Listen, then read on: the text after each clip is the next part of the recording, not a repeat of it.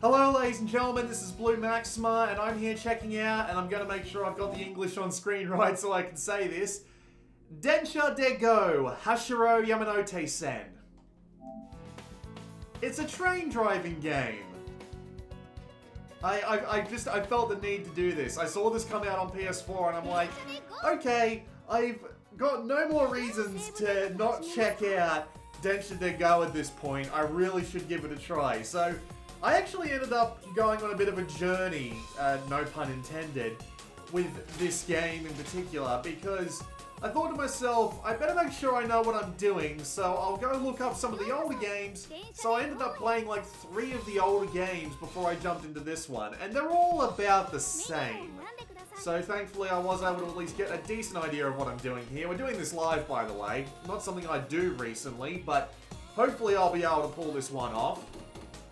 And there's a fair amount to see. So, up here at the top, you've got the home mode exclusive stuff, including the driver's way mode, I believe they call it, the free driving and the random roulette missions. We'll get to them. The arcade mode is down here. You've also got a VR mode.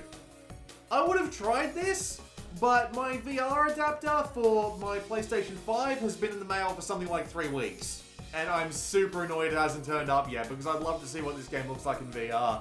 Maybe I'll do a quick follow-up video later to show that off, but right now I don't really need to worry about it. Here is the tutorial mission. There's only one, and it doesn't teach you some of the more important things, or at least as far as I can tell. Again, I can't read a single word of Japanese, and I didn't translate every single line of the tutorial, so it may have been said in the tutorial, but it took me a little while to figure out all the mechanics, is what I'm saying. Here's your stats screen. Gives you an idea of how close you are to 100% on everything, your time in the game, and how far you've driven. As you can see, I've spent 8 hours in this game, somehow. Here's your control options. You can change what any of the individual buttons do, including the ability to make the analog sticks only go by one stage every time you press them, or make it a more sensitive sort of thing. You also have the option to change how this works.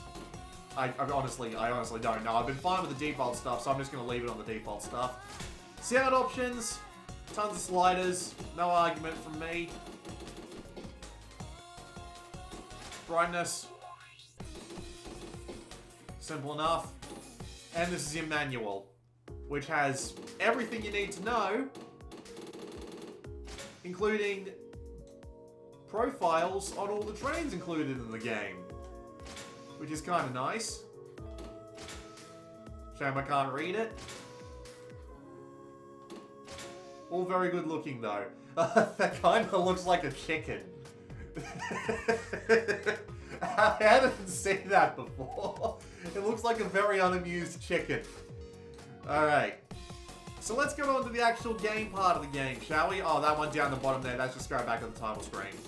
So we're coming here, we've got our driver's way, our roulette missions, and our free driving option. But we're going to go with driver's way for now. So driver's way is a series of simple scenarios where you need to drive your train and do one of 2 things, possibly both at once. So you can see up in the top left there are some icons on this mission. What looks like 2 lightning bolts striking a speaker, 3 stars, and 4 diamonds. And those are objectives. In this mission, you don't have any of that at all, so it will be a energy bar mission. And we might as well just play this one straight up. Oh, you've also got some other things going on here. Like, you can see the time of departure, the weather, the amount of people that'll be on the train. That can be quite important. And you can also see up at the top in the middle the difficulty. And the difficulty determines how much of the bar they give you back for doing things successfully, and how much they take away if you fail. So, if you're playing on normal, for example, there are a lot of things that'll give you a lot of your bar back. But if you jack that up to hard, a lot less things will give you your bar back, so it becomes a lot more punishing. Same thing with the even harder difficulty. But for now, we're just going to leave it on normal, and we're going to go in. And one last thing before we leave the menus. This is the first PlayStation 4 game that I've played that has X and circle be the way they are in America. So X confirms and circle cancels. And it has thrown me off quite a bit. But for now, we'll just go and hop straight on the train. We're given a message of good luck from the game's mascot. And it loads in. The loading times aren't that bad, but that's probably because I'm playing on a PlayStation 5. I actually went to the effort of looking up a couple of Amazon Japan reviews, and they all say that there are a lot of loading times in this game, and depending on your hardware, they can be really slow. Right now, I'm playing this off an external hard drive, so I kind of have like a little bit of the PS4, a little bit of the PS5, but it's still a fair bit faster than the PS4 base loading times as far as I'm told, which can be quite slow. So here we are.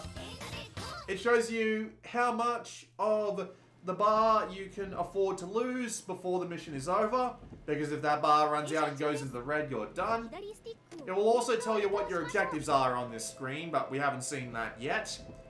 And we're just immediately let off into the driving, more or less. There are a few things we have to do first. This game is a game of procedures, where you need to do everything as close to procedure as possible for the maximum amount of points. So I didn't want to try and leave right away, because I would have not only been docked points, but I also probably would have been docked in the objective marker up there. So Densha to Go is a train driving game. You drive trains. How do you do that? You use the left analog stick. And as you can see in the bottom left corner of the screen there, you can accelerate and decelerate in stages. And the stages that you're on depend on how high or low you're holding the analog stick. So I am on 2 right now. And 2 is... It really depends on the train, because all these trains really do handle differently. They have different abilities to brake, they have different abilities to accelerate, and of course it also depends on how many people you've got on the train. So more people crowding the train means that your acceleration is going to be different, the weather is going to be different, and that'll change how your brakes react, for example. There are a lot of different little things like that that you need to take into account. Thankfully, they put you on the same train for the majority of the beginning of the game, which is quite useful for learning how the individual mechanics work and trying to find your way around one single train. That is quite useful when it comes right down to it, because you will really need to learn the absolute basics of controlling this train.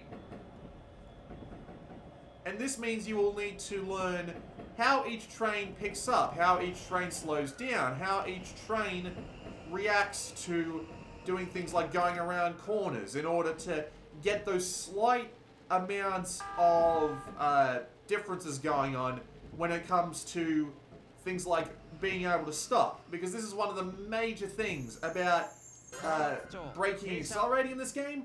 You need to be able to stop as close to the edge of the platform as possible in the shortest amount of time possible. And to do that, you need as much of a grip on accelerating and braking as you can possibly get. So putting you in a familiar train to start off with is much more useful in that regard. And there are so many little things that you need to learn to do over the course of the game. Just holding the brake back and waiting for everyone to get on is just one of it. You've got plenty of tiny things that you need to do along the way as well. You have a horn, which is applied to the circle button. And there are a lot of things that you can honk your horn at. And some of them are actually quite sweet. So there are the, well, not so much obvious things, but the game does teach you this in the tutorial. There are these iron bridges that are showing up constantly. And you need to honk your horn every single time before you cross one. And if you do, you get the points. If you don't, you lose the points. Thankfully, honking your horn over iron bridges isn't something that you lose your gold bar over, at least not in this mode. There is the arcade mode, but we'll get to that later on. There are also maintenance workers that are working around the track, and if you honk at them successfully, and the difference between when you need to honk at them is quite different between all of the different dudes. So you'll want to honk at people as soon as you see them for the most part. Except for when they're up on buildings. I still haven't quite figured out the exact time that you really need to honk at people when they're on buildings. It can be kind of annoying. But you can honk at people and they'll wave back at you. And it's kind of nice. It's sweet. It makes me wonder just how often the train conductors often do that. It really is just kind of sweet that they'll honk at like little kids that are standing in the bridges going over the railway lines, waving at them. There may also be dudes just hanging out on the side of the rail here that you honk to just get them back because their face cannot beat a train. In this mode at least, doing all those things successfully will earn you heart points. And these heart points are only used for one thing, which is qualifying you for your promotional exam when you get to the end of a set of levels. Damn, that was a good start. I didn't do it perfectly, and I'll get over where the challenges lie in stopping in a minute. But yeah, that was a really good stop, at least for this point of the game. They might punish me harshly for not getting certain things right, but right now, that's pretty good. I won't be penalized very hard for that at all. Yep, I was so close they gave me some meter back.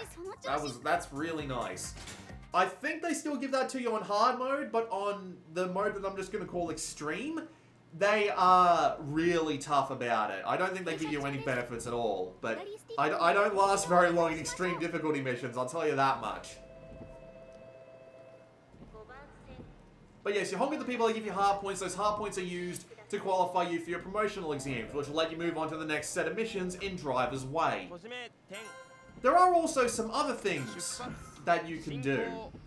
So, you might have noticed on the railway itself, you may have seen these orange and blue lines stretching across the entire thing.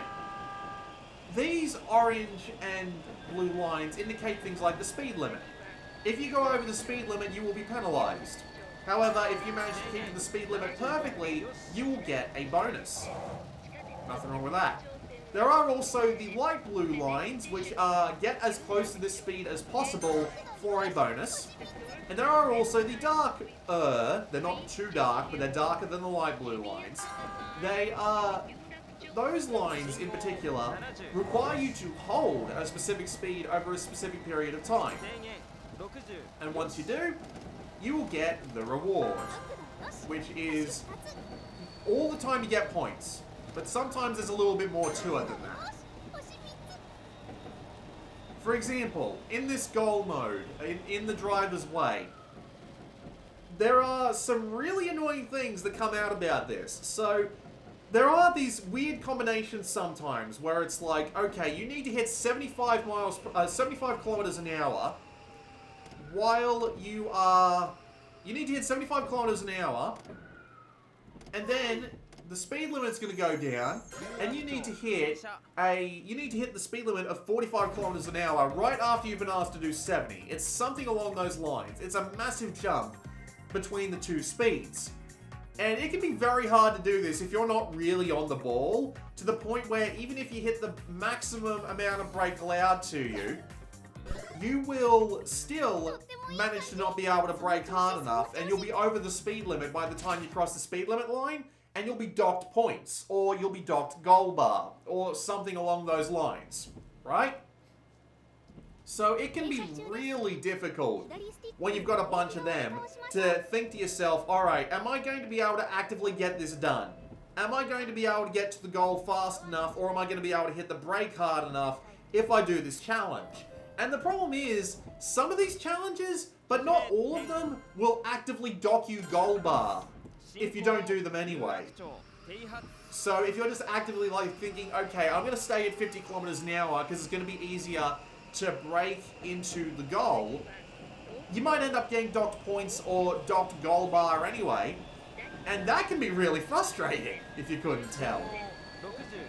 This doesn't come up often, and it's almost always possible if you're on the ball to pull it off. But I'm just going to say, for a first-time player who isn't quite sure of what they're doing, it can be really frustrating to take care of. Especially when you've got a game that's got as many rules as this one, because there's still stuff that I haven't mentioned yet. For example, there is a rule in this game where one of the bonuses for getting into a park, for stopping at a station like this, for example, one of the bonuses is that you need to be getting the brakes perfect. So you need to start out on stage 1. You need to just slowly glide into the goal.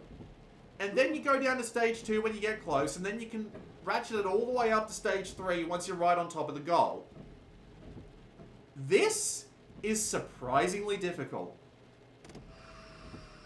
For multiple reasons, but it's mainly because you need to rely on your ability to feel out your train. You need to know the exact point in when you need to start applying brake level 1. Then you need to know when to bring it down to brake level 2 to not stop you short.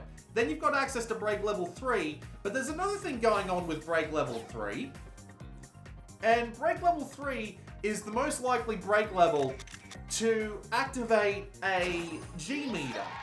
The G-force meter, as you might expect it to be known as. Because the G-force meter determines how hard you're braking the train and how much the people on board are going to be disturbed by your usage of the brake meter on the train. If you set that off by braking too hard when you're coming in for the brake, you'll lose some of your bonus for hitting the brakes. So, it's a combination... Oh cool, they're letting me drive a different train this time. It's a combination of slowly bringing it in, while at the same time knowing the exact speed that you need to come in at. And even that is a challenge. Knowing the exact speed that you can hold on the railway line on the way there, in order to get there in enough time to reasonably start braking, while at the same time not going so fast as to like overshoot the goal, I should say. As a result, this whole thing just becomes this really complex procedure. Now, don't get me wrong. It's still surprisingly calm once all is said and done. But that's not to say there isn't an absolute ton of skill involved. Knowing your train, knowing your speeds, knowing your distances, knowing everything that you need in order to do that one absolute perfect drive is an incredibly difficult procedure. Even on the easier difficulties, it can be incredibly difficult, because even on the easier difficulties, the baseline of the simulation, quote unquote, of the train never particularly changes. So you really do need to be learning your train. And it doesn't help when they give you a bunch of different trains with a bunch of different properties.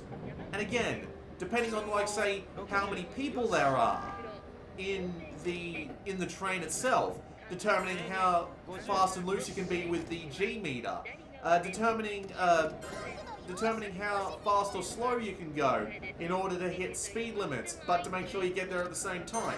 Here's my tip for you if you ever decide to pick this game up, and that'll be like 2 people. Oh shit, I went over the speed limit there. I'm an idiot, shouldn't have done that. I'm gonna pay for that. But yeah, here's a little trick for you. See the tens and the hundreds digit of the distance that you have left to go. Compare that to your clock. If your tens and your hundreds digit are a fair bit below the time remaining, you're making good time, you'll probably be alright. At the same time though, if it gets too far away from it, you'll end up in a situation like this, where I've got 30 seconds to spare before I can realistically pull into the thing. And here's another, like, first timer tip for you. They punish time, that is, time spent getting into park, way less severely than distance. So you let that time run out as much as you possibly can. Because distance is always going to be punished more harshly than time. At least early on. If you want to go for your S ranks, for example, you're going to want to be as close on both as possible. But if you just like practicing, if you're still trying to feel out a train, if you're fairly new to the game, always go for accuracy on distance over time, because you will always be punished less for it.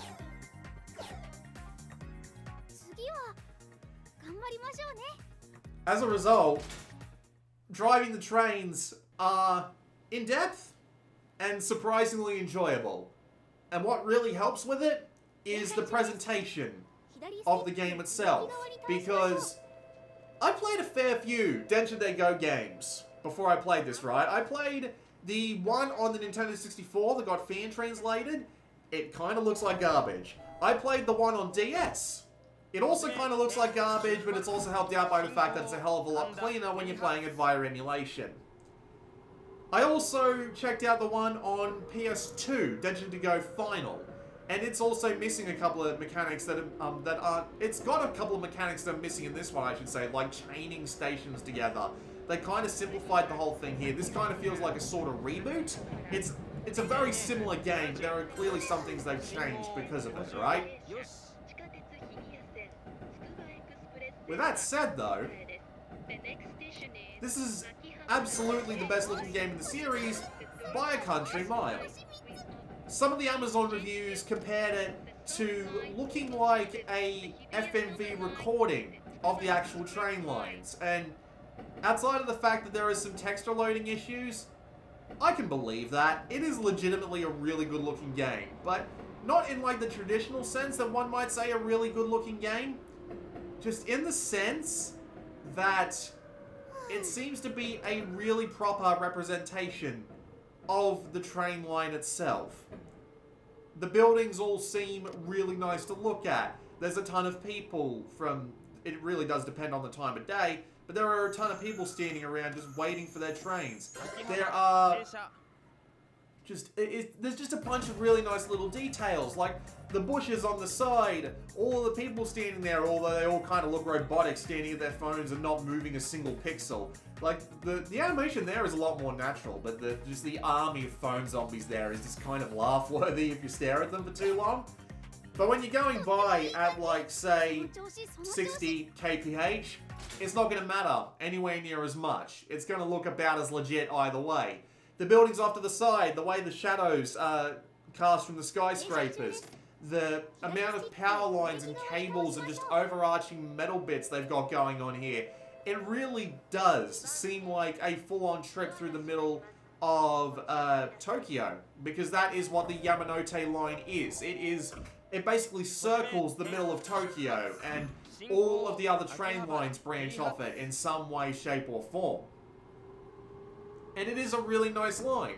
And as I said, it's really well detailed. There are plenty of places for children or people living in apartment buildings or maintenance workers to wave up. You can see cars going by in the background. You can see planes flying overhead from time to time.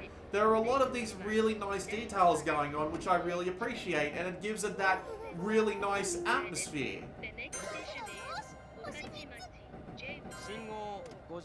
Also, I'm going to point out that I completely missed a gameplay rule. If you're wondering why I'm pressing the X button to turn my lights off when other trains go by, it gives you a heart bonus or a point bonus if you're playing the arcade mode.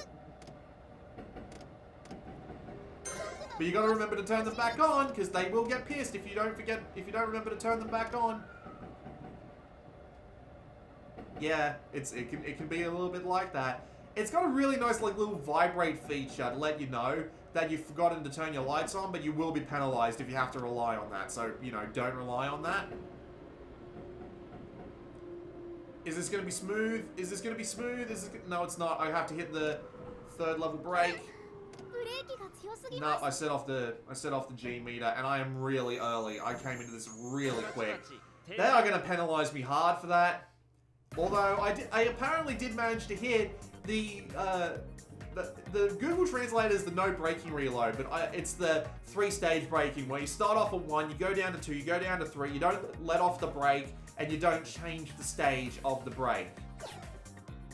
Yeah, I got penalized really heavily for that, but I don't have that much further to go, thankfully. I've only got like 1 stop left as far as I'm aware. Yep. I can still fail on the last stop. I have failed on the last stop. Here's my major problem with Densha de Go as it stands though. The problem with it is that it doesn't give you much in the way of varying lines.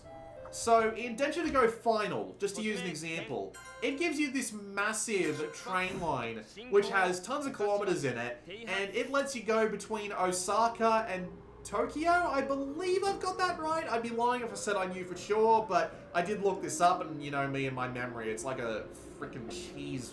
But yes, it lets you go between towns, so you get to see the countryside. You get to see a lot of different things in Densha de Go Final. And this game, for the most part, as far as I can tell, the entirety of this game takes place entirely on the Yamanote line. So you get to go around the entirety of this line over and over and over again. And the weird thing is you can't even do it in the opposite direction. There are trains that go in the opposite direction, but you just can't drive them. They just won't let you drive them. Now, it's not just the Yamanote line. There are also other lines that intersect with this line, right? So there are lines that connect up with this line that you can also drive on. But you're still stuck in Tokyo for the absolute majority of the game. And it doesn't help that there are an absolute ton of driver's way missions. So yeah, that was actually really good. I didn't set off the G-forces, I got in really accurately, and I got in almost on time, like 1 second off. It is entirely possible to get a 0-0, and you will get trophy for that. Not to mention an S rank. But it's really difficult, if you couldn't tell. Even when I'm not talking, I struggle to get this right sometimes. But yes, you will be spending the absolute majority of your time on the Yamanote line, going in one direction, or on a bunch of lines that already connect to this line, and it can be surprisingly repetitive. And when you play the driver's way missions, it's even more repetitive, because they have this annoying tendency to put you on these sorts of missions, for example, where you have to play on the, you have to stop at every single stop, every single time. You don't, like, skip certain stages on your way through. So if I just come back to, I believe it was this mission. I'd be lying if I said I remember for sure, but I think it's this mission. If I play this mission, and I've got this right, hopefully I've got this right, we'll be able to see what it looks like when you're able to actually skip stations.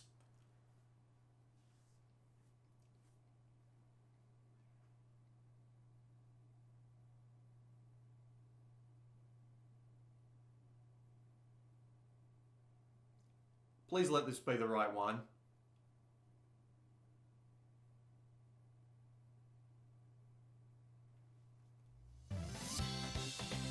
I could probably read, like, the station names, and if I knew the stations, I'd know. Damn it, this isn't the right one. Alright. We're gonna have to, quit out and go back for, I believe it's the second one.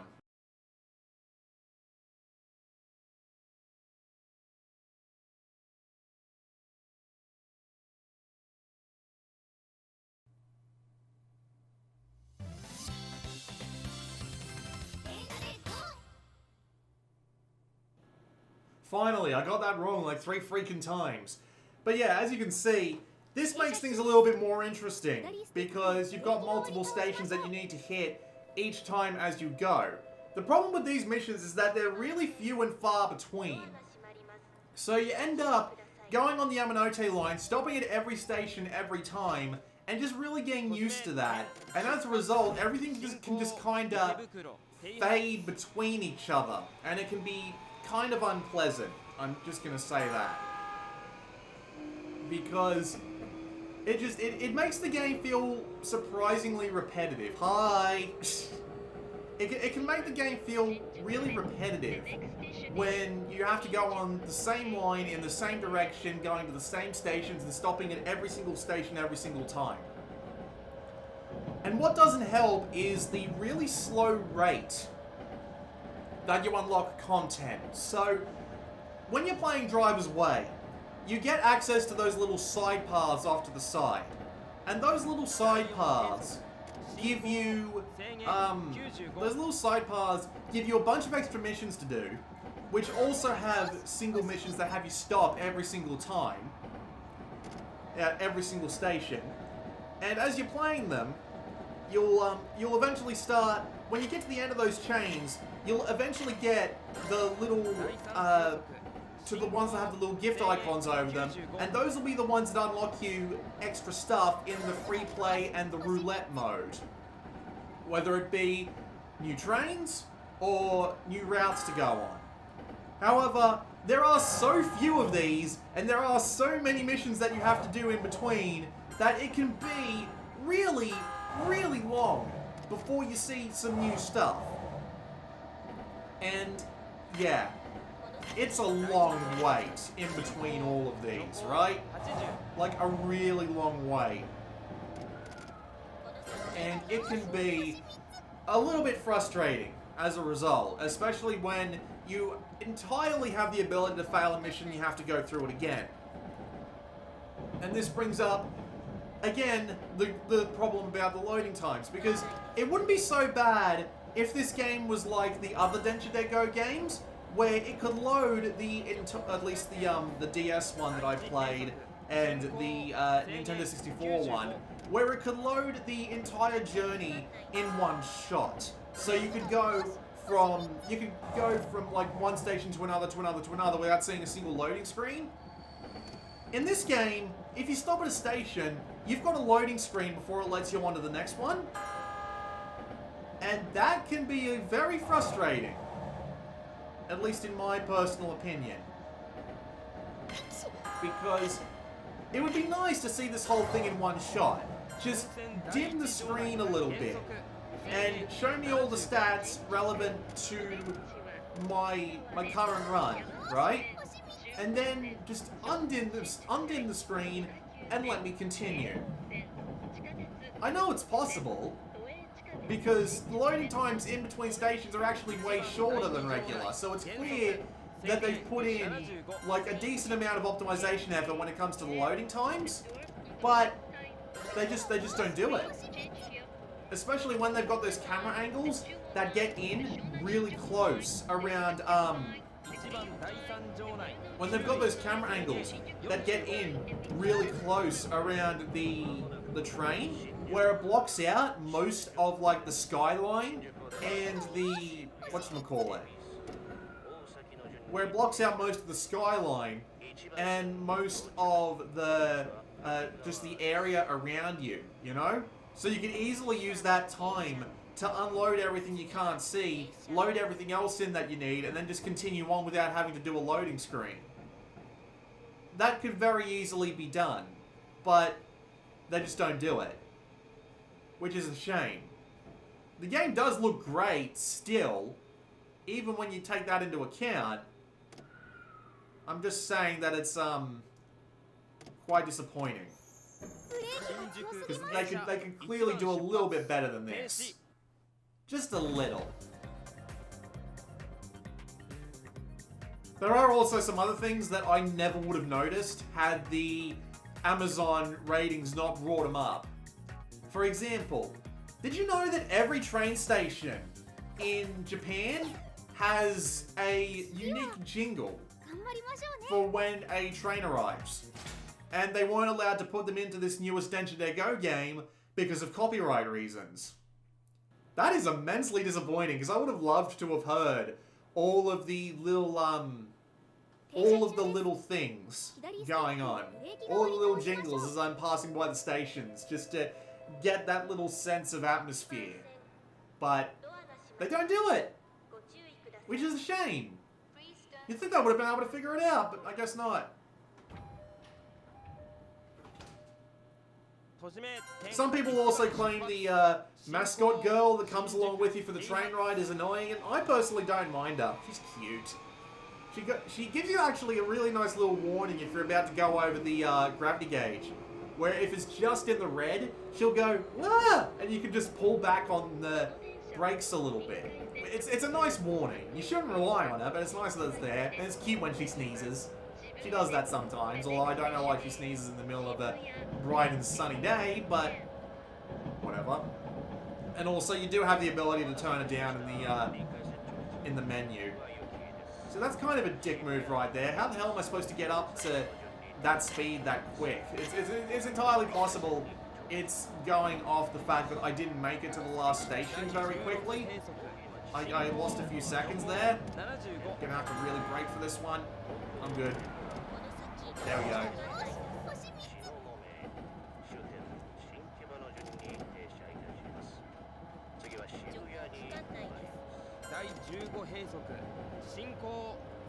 But honestly, all those complaints are kind of minor because I'm a very progression-focused gamer, right? I like seeing new stuff. I like trying new things, and this game is definitely not that.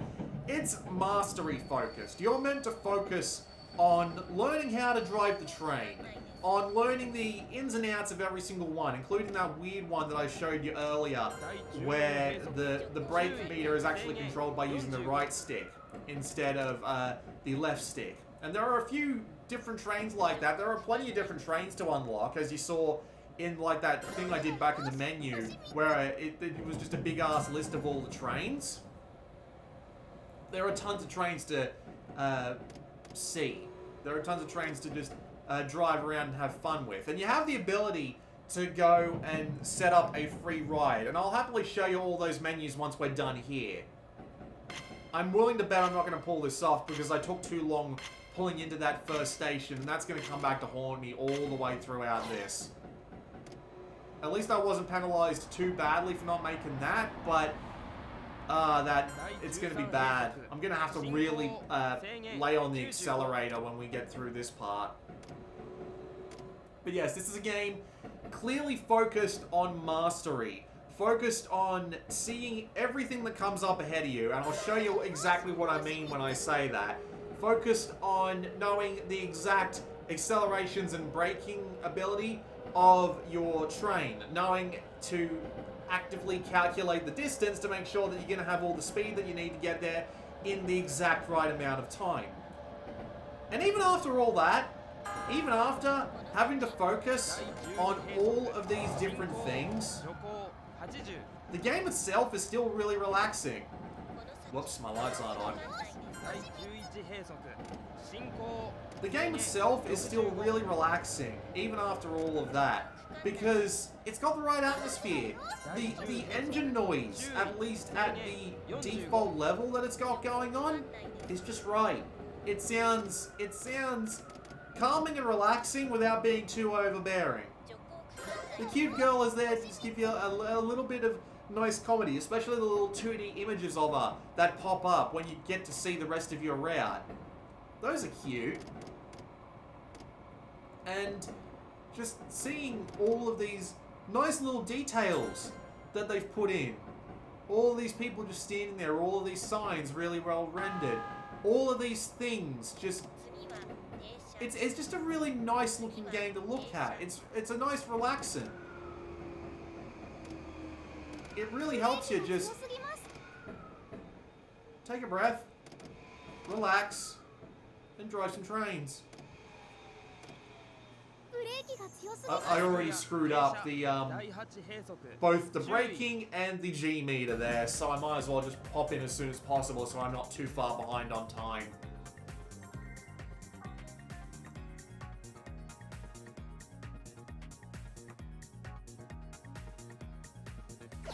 Yeah. I got penalized for my distance there, not my time, because you need to be really close. I'm talking like you need to be within a meter in order to make sure you don't get penalized on distance, but on time you can be 5 seconds either way. It's very generous in that respect. Actually, you know what I'm going to do? I'm going to wait for us to get going, then I'm going to stop. You see what it looks like when you're given a little bit more leeway and you've got like pass marks to go through. And if I don't hurry this along, this video is going to be over an hour long. So we're going to need to stop here. But that's fine, just so I can show you what the rest of the game is like, what the rest of the content is. So if I just hit the accelerator, that'll let me pause and I can stop. Because For some reason, they just do not let you pause and stop before you really get started. So, yeah, these are the missions that let you unlock bonus stuff. And you can see over here that this mission will also unlock something for the free range mode, or the roulette mode, but it'll also unlock a path towards what appears to be a new train car. But we won't know until we actually get to that mission, but we aren't going to be doing that in this video. So here's the roulette missions. These reset daily, and you can see that I've already done one here, but it's expired. And you unlock the ability to select missions for this through beating the driver's way mode. Then you select one, you press the X button, and it gives you a mission to do. And as you can see, this is a really tough mission, so we might actually try that just to see what it's like. But we can also pick one of these three up here. These are all different trains on the same line. So if I want to show you that train that has the, if I want to show you the train, I think this is the train that has the brake, I can just do this one. And it gives you a route, it gives you a departure time, it gives you a certain amount of stops, and it gives you just the ability to go on. And why would you do these missions? Well, I'll tell you why. They give you heart points. So if you're running a bit low on heart points for your next promotional exam, you can come and do a couple of hard missions, arena missions I should say, and they'll give you some heart points. They'll also give you, you know, some much needed practice.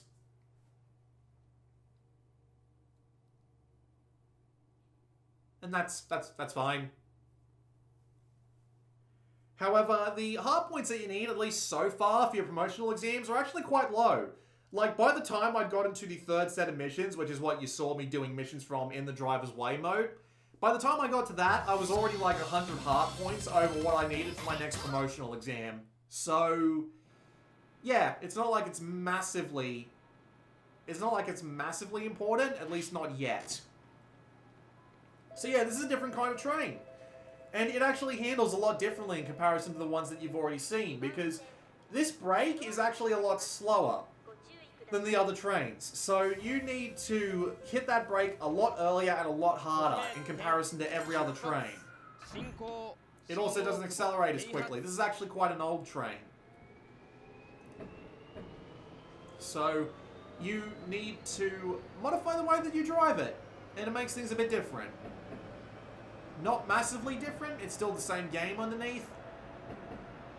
But it's different enough to keep you on your toes. Not driving the same E235 around the entire time that feels the same every single time. Thankfully, one of the nice benefits of this train in particular is that its gravity meter is a lot less sensitive.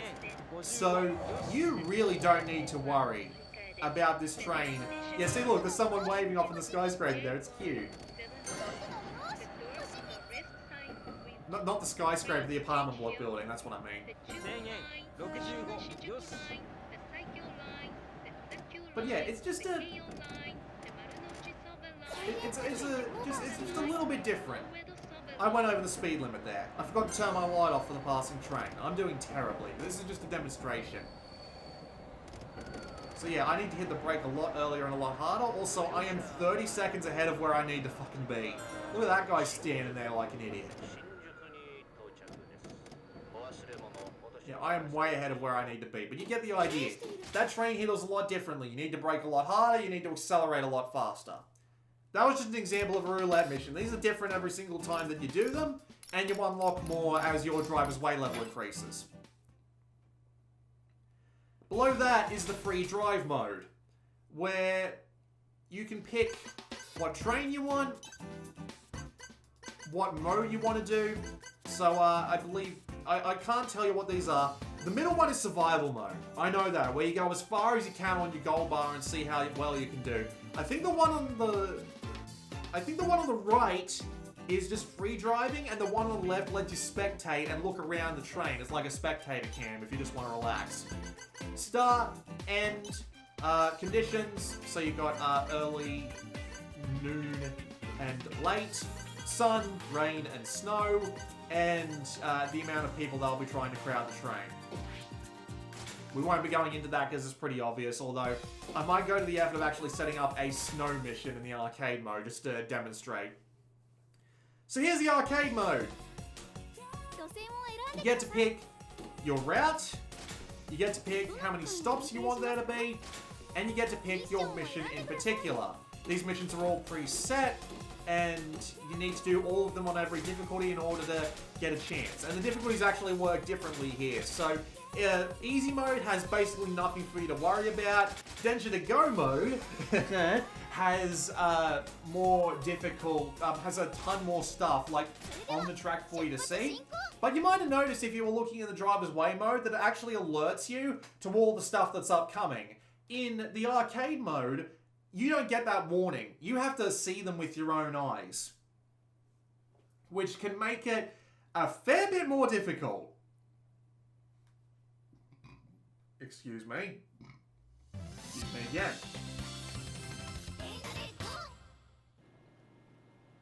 And here's what it looks like in the snow. It's still quite pretty. Also, you've got windshield wipers. It's just a nice touch. Even like the little camera there has a little bit of a frosted overlook just because you're in the snow. It's just kind of neat, you know? It's a nice level of detail. It's an arcade game on the Unreal Engine, which is certainly something. I'm just saying, it looks nice in the most mundane way possible. And just, as a result, despite the fact that it's really slow in letting you unlock stuff, despite the fact that it's got loading screens between everything, and despite the fact that it's got a few extra, like, frustrating things on top that can be kind of hard to deal with, I really do like Densha to Go. Hey look, there's some guys there. Because I'm always a fan of games that have really unique ideas. Of games that just do some really unique and niche thing. And Densha to Go does that in spades. Oh, there was a guy up there that I completely missed. I just could not see him. Funny thing is, you don't get outright penalized for honking your horn once or twice at random. And considering how many things there are hanging around in Densha to Go difficulty, honking your horn randomly might get you something you haven't even seen yet. Which I find to be kind of hilarious.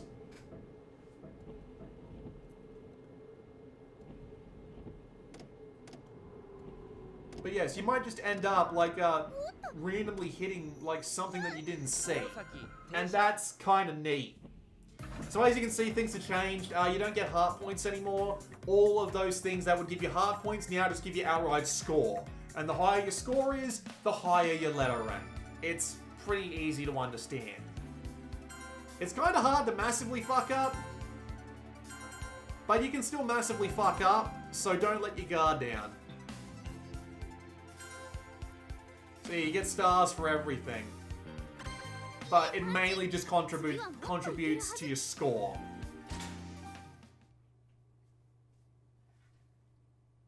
But yeah, I really like Densha to Go. It does what it does really well, which is driving a train through the absolute chaos of Tokyo, Japan, and having to be punctual and precise, while also wrapping it up in a surprisingly engaging whole, needing to know your trains, needing to know how they accelerate and brake, needing to know and keeping your eye out for all the potential things that you might need to pay attention to on your route.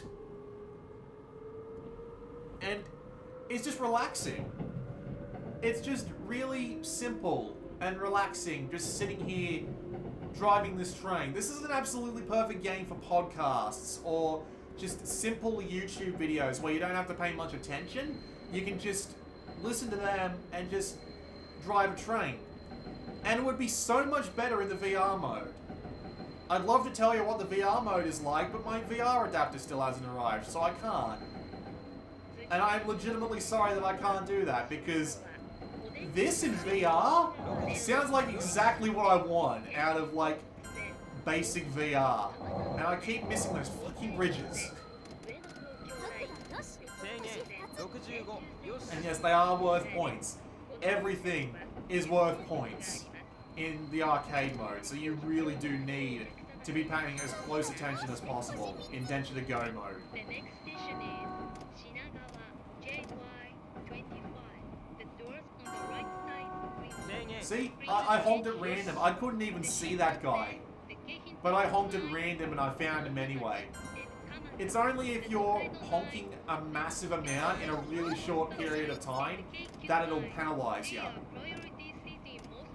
So, thankfully, if you see a bridge coming but you can't see a dude, you might be able to just honk and get the 3 stars and the massive amount of points anyway. And you won't even get punished for it, which is kind of nice. But yeah, just... At the end of the day, I really do like Densha to Go. It's a really fun concept. And it's really well done and polished to be about driving trains. And I really do hope they continue on with the series. I really hope they add more stuff.